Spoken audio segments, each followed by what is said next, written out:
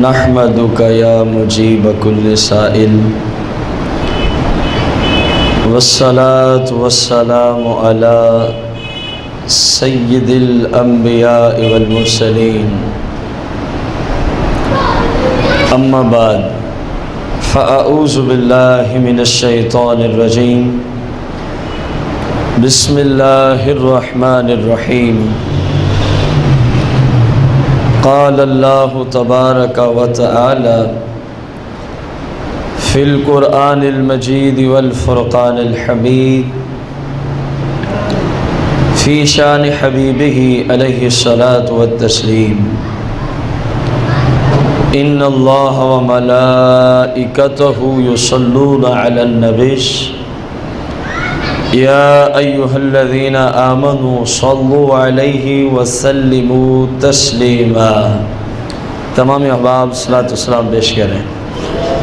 الصلاۃ والسلام علیک یا سیدی یا رسول اللہ، الصلاۃ والسلام علیک یا سیدی یا حبیب اللہ، الصلاۃ والسلام علیک یا سیدی یا رحمۃ للعالمین، الصلاۃ والسلام علیک یا سیدی یا شفیع المذنبین، الصلاۃ والسلام علیک یا سیدی یا جد الحسن والحسین، مولا یا صلی وسلم دائما ابدا علی حبیبک خیر الخلق کلہم۔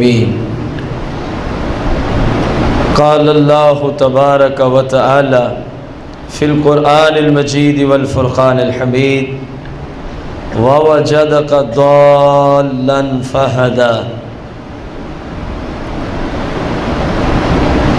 احباب عزیز وکال، حمد و صلاۃ کے بعد آج کے جمعۃ المبارک کے خطبہ میں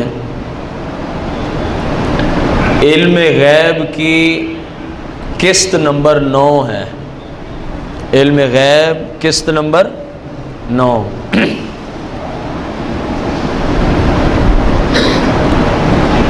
اللہ تبارک و تعالی نے قرآن مجید فرقان حمید کے آخری پارے میں سورہ الضحیٰ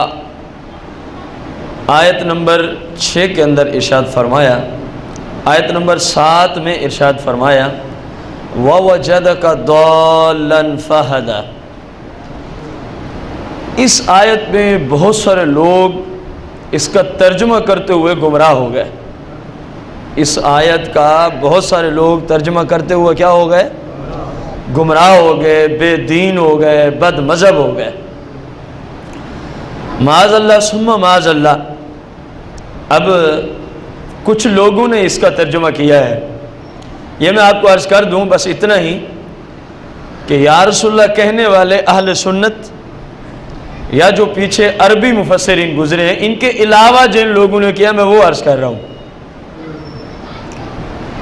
کچھ لوگوں نے یہاں معنی کیا ہے وَوَجَدَكَ کا، اور ہم نے آپ کو پایا۔ اللہ فرما رہے ہیں ہم نے، آپ سے مراد سرکار علیہ السلام ہے۔ ضَالًّا، معاذ اللہ، میں ان کا کفر نقل کر رہا ہوں، خود میں یہ ترجمہ نہیں کر رہا، نہ میں اس کا قائل ہوں۔ معاذ اللہ انہوں نے لکھ دیا کہ اللہ نے سرکار کو گمراہ پایا۔ فہدا، بس اللہ نے شریعت پہ ہدایت دی، شریعت کا راستہ دکھلایا۔ بندہ اس شخص سے سوال کرے یا اس کے ماننے والوں سے، مولوی اشرف تھانوی کا یہ ترجمہ ہے جو میں نے کیا ہے، بندہ اس سے یا اس کے ماننے والوں سے پوچھے کہ اللہ تمہیں ہدایت دے، اس معنی کا مطلب کیا ہے کہ اللہ نے جو معنی تم لوگوں نے کیا ہے، اللہ نے اپنے محبوب کو کیا پایا؟ گمراہ۔ معاذ اللہ، گمراہ کون ہوتا ہے؟ اس کا ترجمہ آپ لوگوں کو بھی آتا ہے، جو شریعت سے بھٹک جائے۔ اور سادہ لفظوں میں، جو شریعت سے بھٹک جائے وہ کس کے راستے پہ چل رہا ہوتا ہے؟ کچھ نہیں ہوتا، ہم ان کی بولی انہیں سنا رہے ہیں، ہمیں کچھ نہیں ہوتا۔ جو شریعت سے بھٹک جائے وہ کس کے راستے پہ ہوتا ہے؟ اللہ معاف کرے، شیطان کے راستے پہ۔ اب یہ جو اس کو بڑا شیخ اور پتہ نہیں کیا کیا سمجھتے ہیں، تم اور کہیں اس کی گستاخی کی طرف نہ بھی جاؤ تو کم از کم اسی آیت 30واں پارہ ہے، سورہ الضحیٰ ہے، آیت نمبر 7 ہے، اس نے ترجمہ کیا اور ہم نے آپ کو گمراہ پایا سو ہدایت دی۔ تو جو گمراہ ہوتا ہے وہ کس کا پیروکار ہوتا ہے؟ شیطان کا۔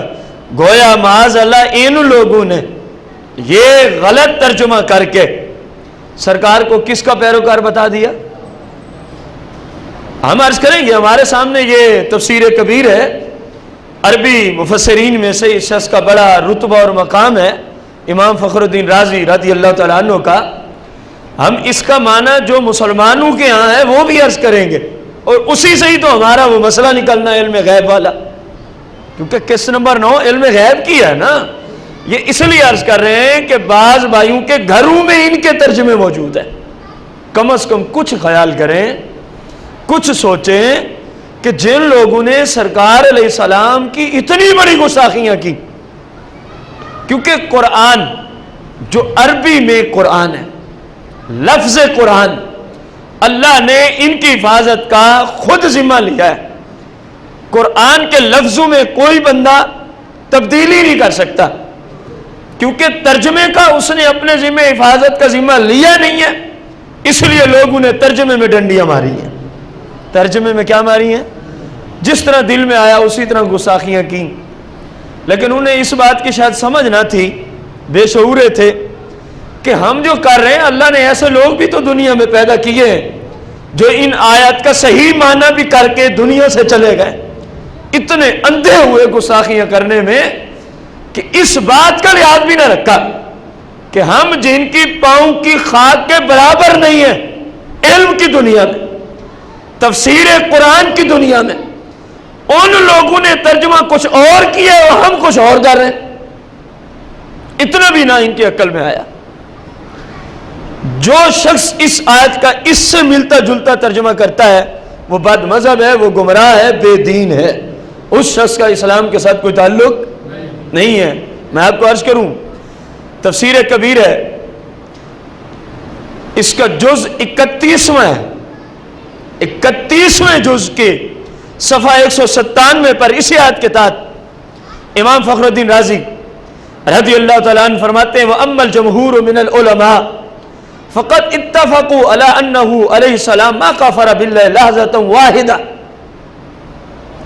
آپ فرما رہے ہیں شریعت کے علماء نے، شریعت کے مجتہدین نے، دین کے ائمہ نے اتفقوا، اس بات پہ اتفاق کیا ہے، علی انہ علیہ الصلوۃ والتسلیم، کہ بے شک سرکار مدینہ علیہ الصلوۃ والتسلیم نے ما کفر باللہ لحظۃ واحدہ، سرکار نے جب سے دنیا میں قدم رکھا اور جب تک دنیا کو چھوڑ کر اللہ کی بارگاہ میں نہ گئے، پورے زندگی کے عرصے میں ایک لمحے اور ایک لحظے کے لیے بھی کبھی رب کی نافرمانی نہیں کی۔ یہ شریعت کے علماء اور مفسرین، محققین و شیوخ اور ائمہ مجتہدین کا اتفاق ہے اس بات پر کہ کسی دن تو دور کی بات ہے، ایک سیکنڈ کے کھربویں حصے میں بھی سرکار مدینہ نے کبھی اپنے رب کی نافرمانی، تو وہ کیسے لوگ ہیں جنہوں نے معاذ اللہ اتنا گستاخانہ ترجمہ کر دیا کہ معاذ اللہ آپ شریعت سے ہی بھٹک گئے تھے۔ اگر نبی ہی شریعت سے بھٹک جائے تو پھر امتیوں کو کون سمجھائے گا؟ عقل والی بات بھی تو کوئی عقل میں آتی ہے کہ نہیں آتی؟ ہمیں جو شریعت سمجھانے آئے، اللہ نہ کرے وہ خود گمراہ ہو جائے تو پھر امت کو کون سمجھائے گا؟ یہ ترجمہ بالکل غلط ہے اور سرکار علیہ السلام کی شان میں گستاخی ہے، کیونکہ عربی مفسرین کی یہ رائے ہے جو میں آپ کو عرض کر رہا ہوں۔ لوگوں کو غلطی لگی ہے دالن سے، انہوں نے سمجھا شاید دالن کا معنی گمراہی ہوتا ہے، حالانکہ یقین جاننے اس جگہ دالن کے معنی پہ کلام کرتے ہوئے امام فخر الدین رازی نے 20 معنی نقل کیے ہیں۔ کتنے معنی نقل کیے ہیں؟ کہ دالن کا یہ معنی بھی ہو سکتا ہے اس جگہ، دالن کا یہ معنی بھی ہو سکتا ہے اس جگہ، یقین جانے ان 20 میں سے آپ جس ترجمے کو بھی لیں سرکار کی شان واضح ہوتی ہے. یہ عربی مفسرین ہے.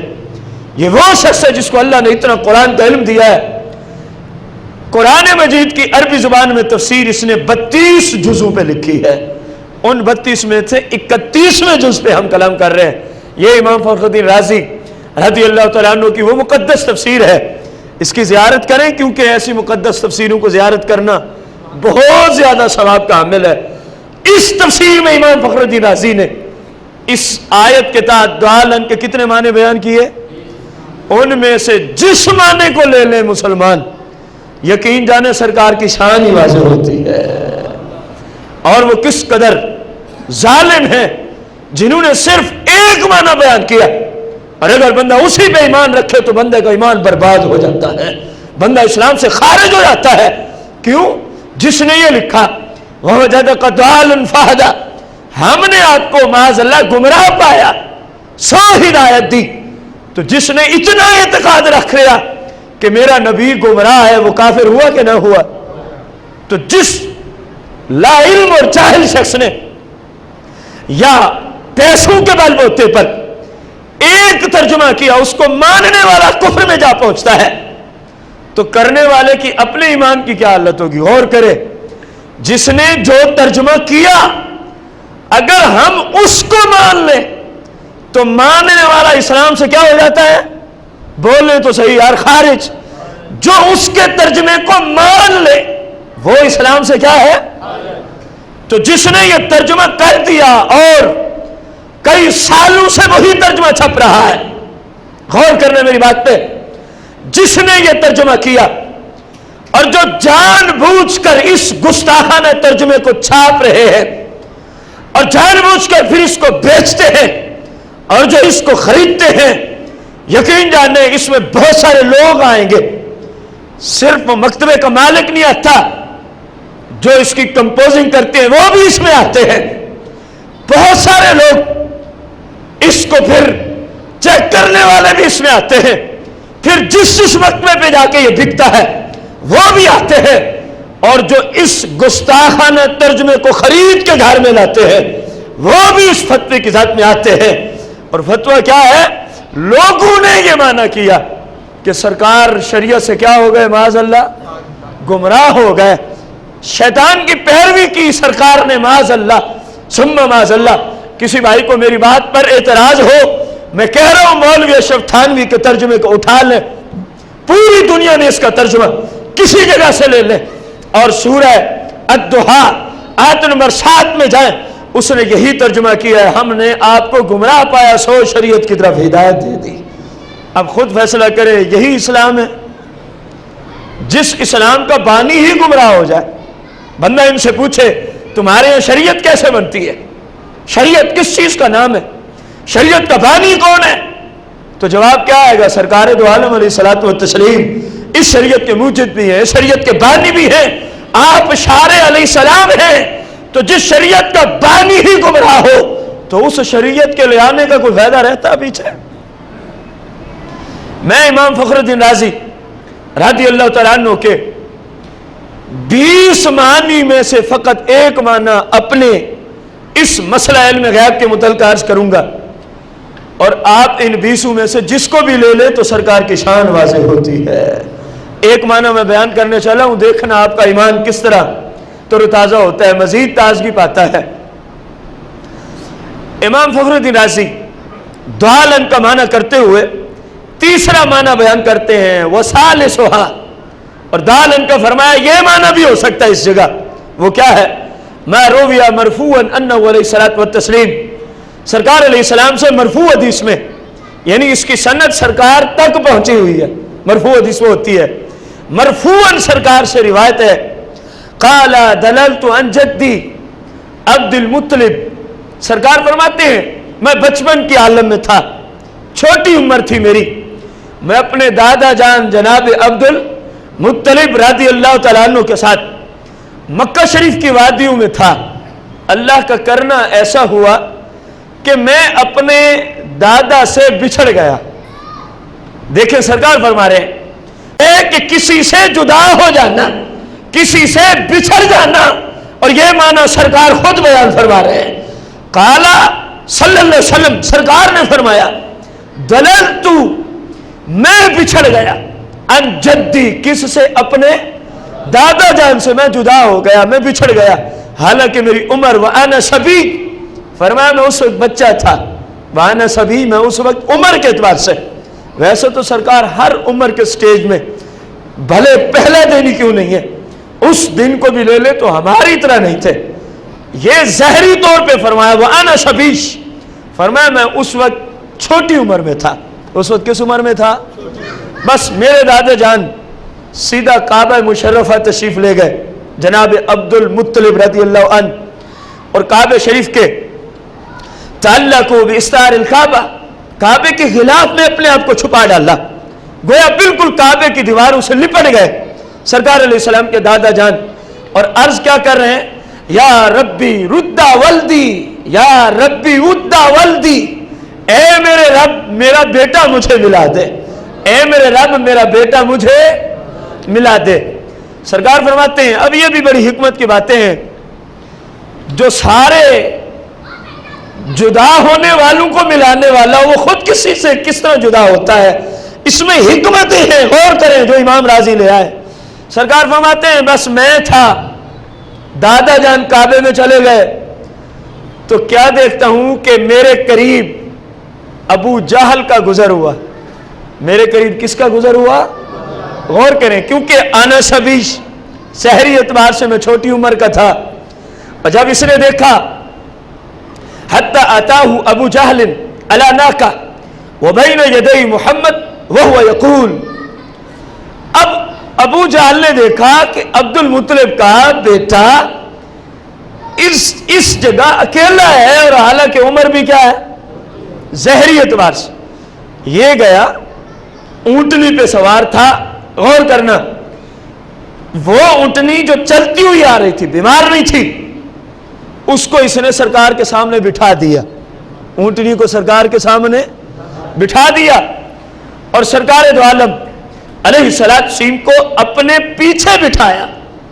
अपने क्यों पीछे बिठाया? कि जहरी इतबार से उम्र क्या है? छोटी है, आगे बिठाऊं फिर ऊंटनी चलेगी, कहीं गिर ना जाए। अब इस अबू जहल को क्या पता, ये तो गिरते हूं को उठाने वाले हैं, ये कब गिरेंगे? खैर, जहर का जो एतबार था उसने किया, सरकार को अपने पीछे बिठा दिया, और अब लगा उठाने ऊंटनी को जिसको बिठाया था। अब हमारे मसले के मुतल्लिक़ गुफ्तगू आ रही है, मसला इल्म गैब। लोग कहते हैं सरकार को पता नहीं है, अल्लाह तुम्हें हिदायत दे, तुम सरकार के इल्म गैब की बात करते हो, तुम कुरान और सुन्नत में आओ। जिस जानवर से सरकार अलैहिस्सलाम के पाँव मुबारक मस हो जाए, मेरा रब उस जानवर को भी गैब का इल्म अता फरमा देता है। और मैं पढ़ रहा हूं तफसीर कबीर से सूरह अद-दुहा की आयत नंबर 7 की तफसीर। इमाम राजी ने 20 मानी जिक्र किए, उनमें से मैं एक माना बयान कर रहा हूं। अब अबू जहल लगा अपनी उठाने, ऊंटनी उठने का नाम नहीं लेती। अबू जहल ने कोशिश की, जो कुछ एक सवार अपनी सवारी के साथ कोशिशें करता है, अबू जहल ने सब कोशिशें की लेकिन सब बेकार गईं। अबू जहल कहता है कि मैंने सुना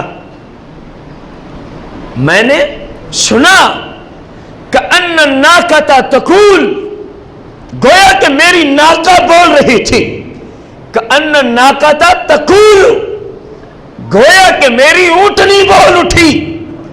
वो उठाता है, वो उठती नहीं। जब उसने देखा इस जाहिल को समझ, तो ऊंटनी ने अन्न नाकता तकूल, कह रहे ऊंटनी में अरबी में बोलना शुरू कर दिया है। जानवर तो आप लोगों ने भी देखे हैं, मैंने भी देखे हैं, और जो सरकार के इल्म गैब के इनकारी हैं उन लोगों ने भी देखे हैं। कभी आज तक किसी जानवर ने आपसे गुफ्तगू की है, और वो भी उस जुबान में जो कायनात में सबसे ज्यादा फसाहत और बलागत वाली, सबसे पेचीदा किस्म की जुबान, अरबी जुबान में। अबू जहल कहता है میں اٹھا اٹھا کے تھک گیا، میری اونٹنی اٹھنے کا نام نہیں لیتی۔ بس اب کیا ہوا؟ کأن الناقۃ تقول، اب میری اونٹنی نے زبان حال سے بولنا شروع کر دیا۔ کیا بول رہی ہے؟ سرکار کی عمر چھوٹی ہے ظاہری اعتبار سے، اور اعلان نبوت کس عمر میں ہوا ہے ظاہری اعتبار سے؟ بولنے تو صحیح، 40 سال کی عمر میں۔ اب بولنا ہے آپ نے، ظاہری اعتبار سے اعلان نبوت کب کیا آپ نے؟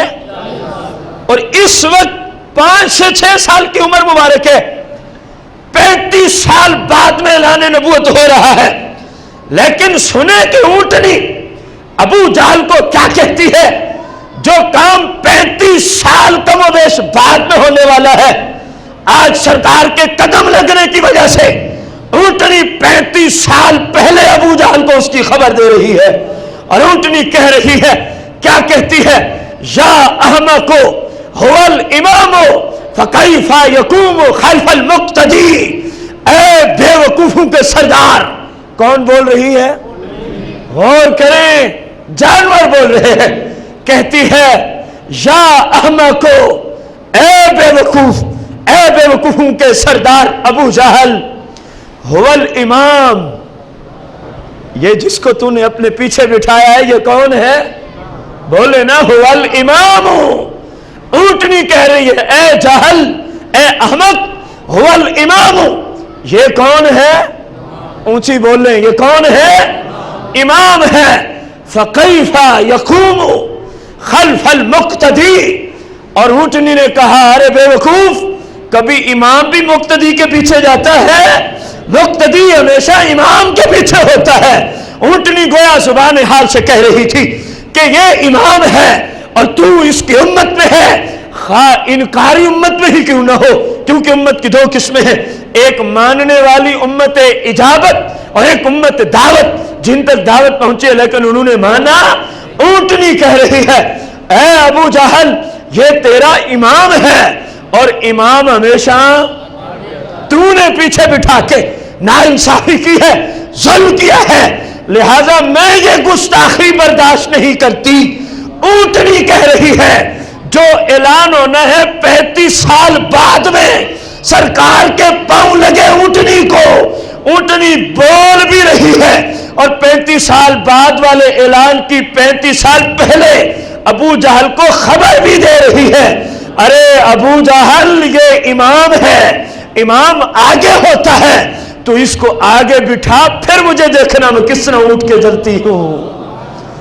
ابو جہل نے سرکار مدینہ علیہ السلام کو اپنے پیچھے سے اٹھا کے اپنے آگے، اب اونٹنی کو نہ مارنے کی ضرورت پڑی نہ اشارے کی ضرورت پڑی، کیونکہ آپ کا جسم مقدس تو وہ ہے کہ جب حلیمہ سعدیہ رضی اللہ عنہا آئی تھیں، بیمار اونٹنی ہونے کی وجہ سے سب سے آخر میں مکے میں آئیں، اور جب واپس گئیں تو سب سے لوگوں نے پوچھا تیری یہ وہی اونٹنی ہے؟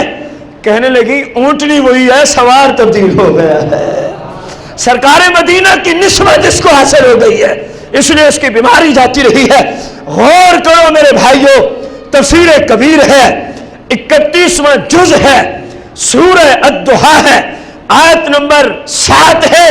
اس کی تفسیر میں امام رازی نے 20 معنی نقل کیے، ان میں سے ایک معنی یہ ہے کہ ابو جہل کو اونٹنی نے جو کام 35 سال بعد میں ہونا تھا اس کی خبر پہلے دے دی۔ تو ذرا پوچھئے ان لوگوں سے جو کہتے ہیں سرکار کو معاذ اللہ دیوار کے پیچھے کا پتہ نہیں ہے، اللہ تمہیں ہدایت دے، یہاں سرکار کے قدم لگے، حالانکہ یہ جانور سرکار کا، یہ تو سرکار کے دشمن کا جانور ہے، ابو جہل کی سواری ہے، لیکن قدم کس کے لگ گئے؟ سرکار علیہ السلام کے۔ اللہ پاک نے اس اونٹنی کو بولنے کی قوت ناطقہ بھی عطا فرما دی، اور اللہ جل شانہ نے اس اونٹنی کو سرکار کے توسل سے جو 35 سال بعد میں ہونا تھا، اس اونٹنی نے 35 سال پہلے ابو جہل کو خبر دے دی۔ اور ابو جہل پھر پہنچا کعبہ مشرفہ میں عبد المطلب کے پاس اور کہا جی یہ آپ کا بیٹا ہے، اللہ نے آپ کی طرف لوٹا دیا ہے، اور ساتھ یہ پورا واقعہ بھی نقل کیا کہ عبد المطلب میں حیران ہوں، آج تک میری زندگی میں کبھی اس طرح کا معاملہ ہوا؟ انہوں نے پوچھا وہ کیا؟ پھر ابو جہل نے یہی سنایا جو میں آپ کو سنا چکا ہوں، جناب حضرت سیدنا عبد المطلب تو پہلے ہی جانتے تھے، کئی علامات آپ کو پہلے ہی مل چکی تھی کہ یہی آپ کے لخت جگر جناب سیدنا عبداللہ رضی اللہ عنہ کا شہزادہ اس کائنات میں اللہ کا آخری نبی بن کے آیا ہے، آپ تو پہلے ہی جانتے تھے۔ ابو جہل کی بات سن کے مزید آپ کو یقین ہو گیا کہ واقعی یہ اللہ کا ہی وہی سچا اور آخری رسول ہے۔ اب قرآن کی روشنی میں عاشقوں نے، صحیح شریعت پہ کلام کرنے والوں نے جب کلام کیا تو سرکار کی شان واضح ہوئی کہ نہ ہوئی؟ اور لوگوں نے ترجمہ کیا الٹا ایسا وَوَجَدَكَ ضَالًّا فَهَدَىٰ، اور ہم نے آپ کو گمراہ پایا سو ہدایت دی۔ اگر بندہ اس ترجمے کو مان لے تو بندہ کافر ہو جائے۔ لوگوں نے یہ معنی کی ہے، اس قدر دین اسلام سے دشمنی اور بغاوت کا ثبوت پیش کیا، اور اس قدر سرکار سے عداوت اور دشمنی کا ثبوت پیش کیا، اور جو عربی مفسرین ہیں ان لوگوں نے سرکار کی شان کو قرآن کی روشنی میں کس قدر واضح کیا ہے کہ جب سرکار پر قرآن کا نزول شروع ہو گیا، اللہ نے یہ آیت نازل کی جبریل کو بھیج کر وَوَجَدَكَ ضَالًّا فَهَدَىٰ، اے محبوب آپ اپنے بچپن کے اس واقعے کو یاد کرو جس وقت آپ اپنے دادا سے کیا ہو گئے تھے؟ بچھڑ گئے تھے۔ پس فہدیٰ، ہم نے ابو جہل کو بھیج کر آپ کو آپ کے دادا جان سے ملا دیا تھا۔ رب یوں شان بیان کرتا رہتا ہے، اور لوگوں نے یوں قرآن کے اندر تحریفیں کی۔ ترجمے کی دنیا میں لفظی اعتبار سے کوئی تعریف کر سکتا تو قرآن کی آیت سے ثابت ہوا کہ سرکار علیہ السلام سے نسبت رکھنے والی چیزوں کو بھی اللہ جل شانہ بسا اوقات علم غیب عطا فرما دیتا ہے۔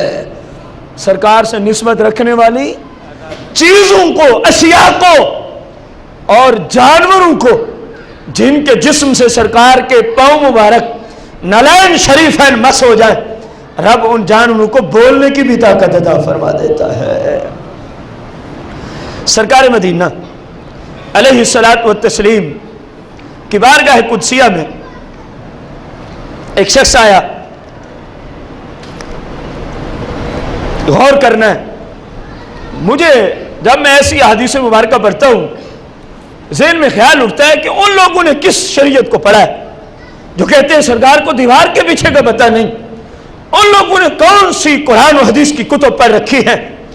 ایک ہی جملہ سمجھ میں آتا ہے، پڑھتے وہ بھی یہی ہے لیکن ان کی قسمت میں لعنت ہے۔ پڑھتے وہ بھی یہی حدیثیں ہیں، یہی کتب ان کے کتب خانے میں موجود ہیں، لیکن ان حدیثوں سے چشم پوشی کرتے ہیں، ان حدیثوں کو کھا جاتے ہیں، صرف سرکار کے خلاف والی باتیں تلاش کر کر کے اپنا ایمان بھی برباد کرتے ہیں، اور جو ان کے سامعین ہوتے ہیں ان کے ایمان کو بھی تباہ و برباد کرتے ہیں۔ غور کریں، سرکار مدینہ علیہ الصلاۃ والتسلیم کو اللہ جل شانہ نے کس قدر شان عطا فرمائی۔ آپ علیہ الصلاۃ والتسلیم حج کے موقع پر، کس موقع پر؟ میں یہ جو مسئلہ عرض کرنے چلا ہوں یہ زرقانی شرح مواہب الدنیا فی الحال اب تک ہماری معلومات کے مطابق یہ پاکستان میں نہیں چھپتی، مکتبہ بیروت لبنان سے چھپتی ہے، اس کی جلد نمبر 10 ہے، صفحہ 133 سے عرض کر رہا ہوں۔ سرکار مدینہ نے زندگی میں فقط ایک حج ادا فرمایا۔ کتنے؟ اس کی وجہ کہ آپ پر ظاہری حیات میں جب حج فرض ہوا بس ایک مرتبہ حج کا موسم آیا تھا، اگلے موسم سے پہلے آپ دنیا سے تشریف لے گئے، اس وجہ سے آپ نے فقط ایک ہی حج ادا فرمایا۔ اور جامع ترمذی میں ہے، سیاہ میں ہے، سرکار علیہ السلام نے اپنی پوری عمر مبارک میں 4 عمرے ادا فرمائے۔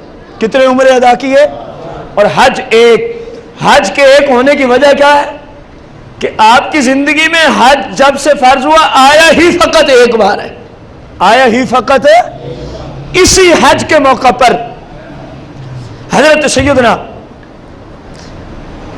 عبداللہ بن عمر رضی اللہ تعالیٰ عنہ کہتے ہیں من حدیث ابن عمر قال كنت جالسا مع النبي صلی اللہ علیہ وسلم فی مسجد منا. کہہ رہا ہے حضرت سیدنا عبداللہ بن عمر کہ حج کے موسم پر میں جو منا شریف میں مسجد ہے سرکار کے ساتھ اس مسجد میں بیٹھا تھا, اس مسجد کے اندر میں بیٹھا تھا. ہوا کیا, فَأَتَاهُ رَجُلٌ مِّنَ الْأَنصَارِ وَرَجُلٌ مِّن ثَقِيفٍ.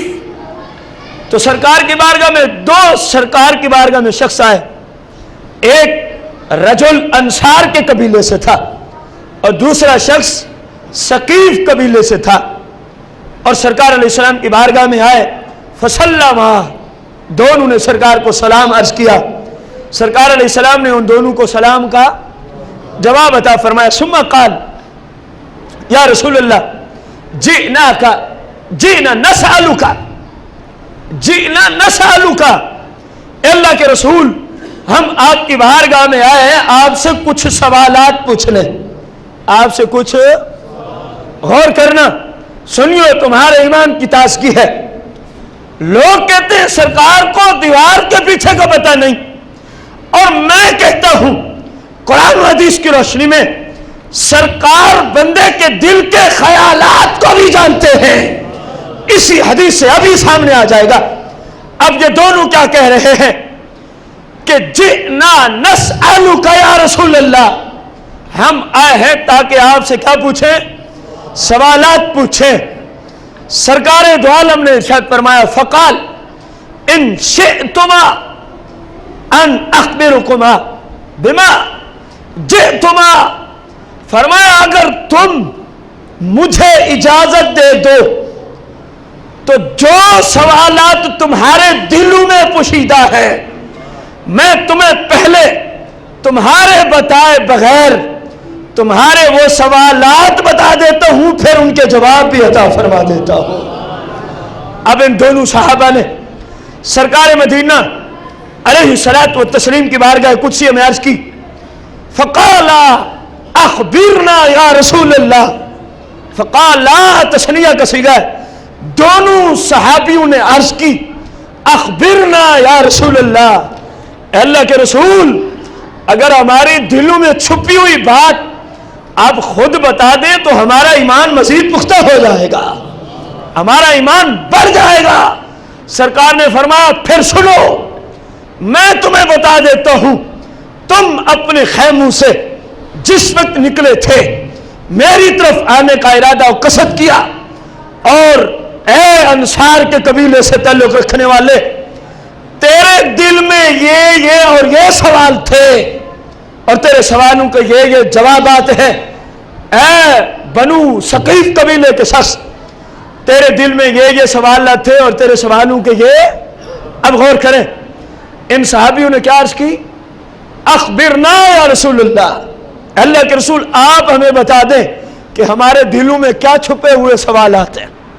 اب غور کریں, یہ کن لوگوں کا عقیدہ ہے, اونچی بولے, جن کو صحابہ کے عقائد سے جو لوگ اتفاق کرتے ہیں, اور یقیناً اس وقت تک بندہ مسلمان نہیں جب تک کہ ان لوگوں کے عقائد کے ساتھ اتفاق نہ ہو, انہیں اونچا بولنا پڑے گا.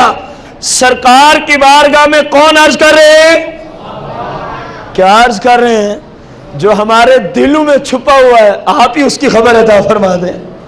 تو گویا صحابہ کا یہ عقیدہ ہے کہ سرکار دلوں میں چھپی ہوئی باتوں کو بھی جانتے ہیں, ورنہ یہ فوراً کہہ دیتے یا رسول اللہ ہم نے تو عرض ہی نہیں کیا, ہمارے دل کی چھپی بات کو آپ کیسے جان گئے.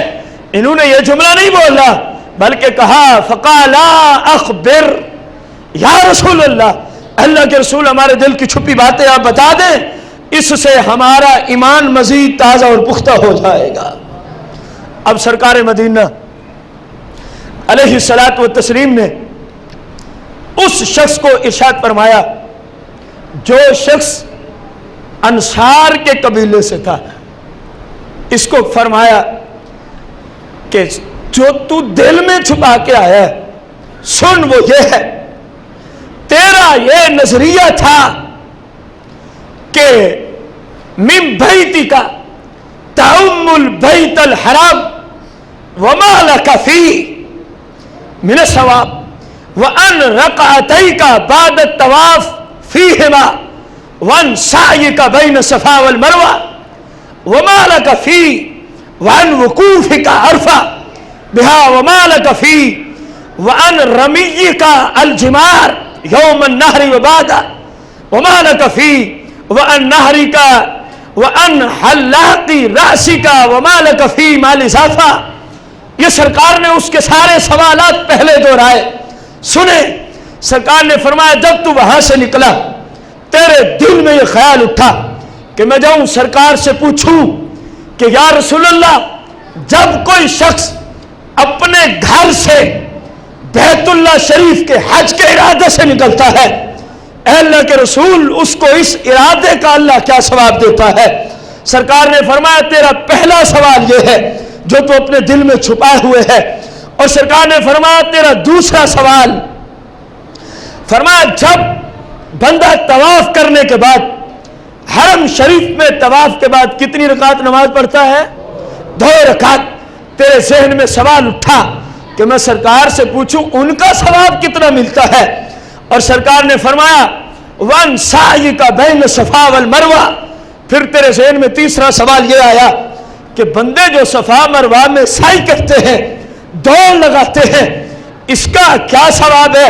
सरकार ने फरमाया तेरा चौथा सवाल जो तेरे जहन में है वो ये था कि बंदे 9 ज़ुल्हिज्जा को अरफात के मैदान में जाके वकूफ अरफात करते हैं, अल्लाह उनको क्या अजर देता है?